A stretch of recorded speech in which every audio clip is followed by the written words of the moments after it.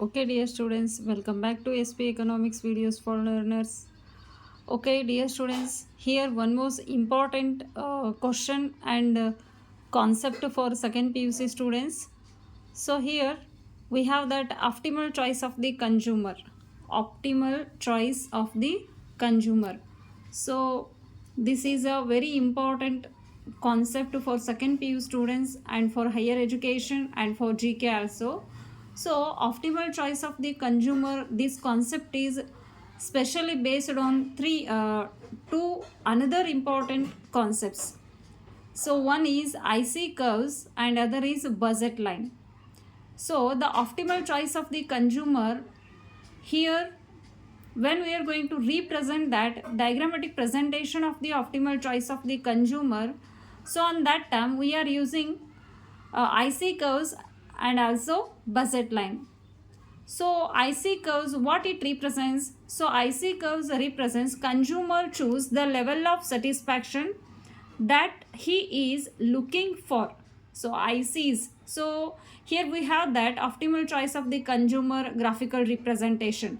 IC1, IC2 and IC3. So here ICs are representing that consumer can choose the level of satisfaction that he is looking for. It means, so which is consumer looking for, it means consumers ability to or a purchasing capacity. So here one more is a budget line. So here in the optimal choice of the consumer budget line, it can represents he understands the spending capacity, he or she can understand so on his spending capacity. So here when we are going to choose that optimal choice of the consumer, so we also assumes that all the consumers in the world are rational in a nature.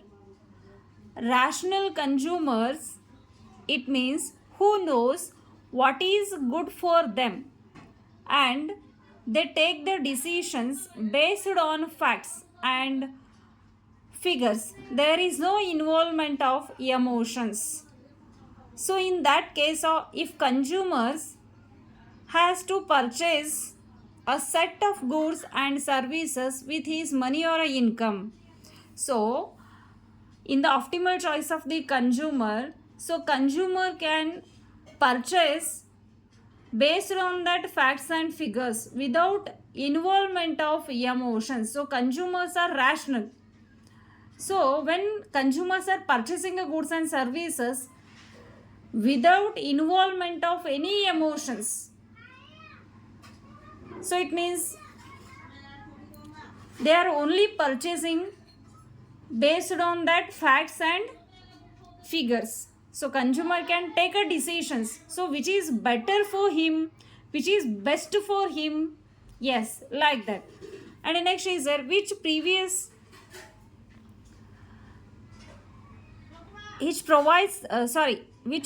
them the highest level of satisfaction. So here in a above diagram we have that three different IC curves, IC1, IC2 and IC3. Yes, obviously we can say IC1 is IC3 is greater than IC2 and IC2 is greater than IC3. So these are all tell us graphical representation of satisfaction, means higher level of indifference curves gives us greater level of satisfaction.